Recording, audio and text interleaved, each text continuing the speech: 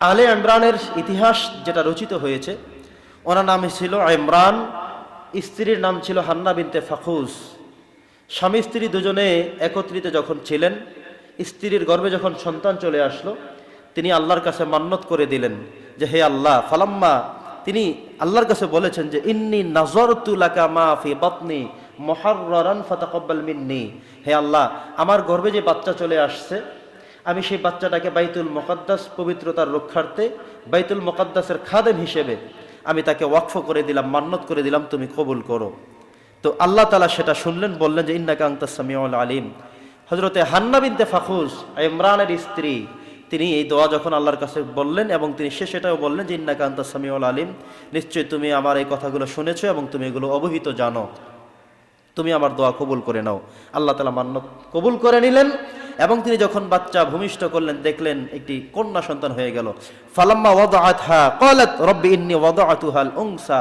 তিনি বললেন যে হে আল্লাহ, আমি তো সন্তান প্রসব করেছি, মসজিদের খাদেম হিসেবে মান্নত করেছিলাম, আশা করেছিলাম পুত্র সন্তান হবে, কিন্তু তো মেয়ে হয়ে গেল, কি হবে তাহলে তার?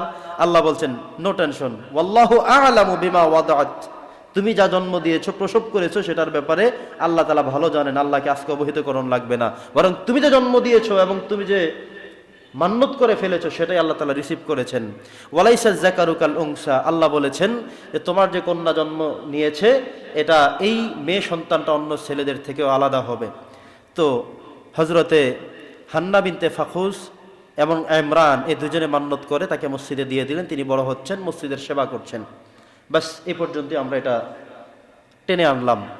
এরপরে মারিয়াম আলাইহিস সালাম একদিন তিনি পরিচ্ছন্ন হতে গেলেন, একটি নীরবে নিভৃত একটি স্থানে তিনি গেলেন।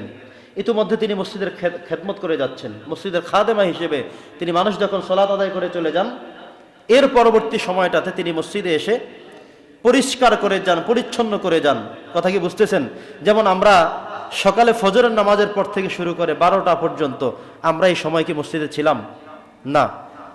এরপরে আমরা এখানে চলে আসছি, আবার নামাজ আদায় করার পর আমরা কিন্তু সবাই চলে যাব, আবার আমরা আসরের নামাজকে কেন্দ্র করে আবারও একত্রে আসবে। যে বিশাল একটি গ্যাপস থেকে যায়, এই সময়ের মধ্যে ইচ্ছে করলে কে পরিষ্কার করলো, কে পরিচ্ছন্ন করলো, আমরা তো কেউ সেটা জানি না। তো এই সময়গুলোর মধ্যেই হযরতে মারিয়াম আলাইহিস সালাম তিনি পরিষ্কার পরিচ্ছন্ন করে যেতেন। আল্লাহ তাআলা তাকে সেভাবে নিযুক্ত করে রেখেছেন এবং সেভাবে তাকে আল্লাহ তাআলা কবুল করে নিয়েছেন। আল্লাহ বলেছেন ফাতাকাব্বালাহা রাব্বুহা বিকাবুলিন হাসানিন, আল্লাহ তাআলা তাকে পরিপূর্ণভাবে কবুল করে নিলেন। এরপরে তিনি সেভাবেই মসজিদের দায়িত্ব পরিপূর্ণভাবে পালন করা শুরু করলেন।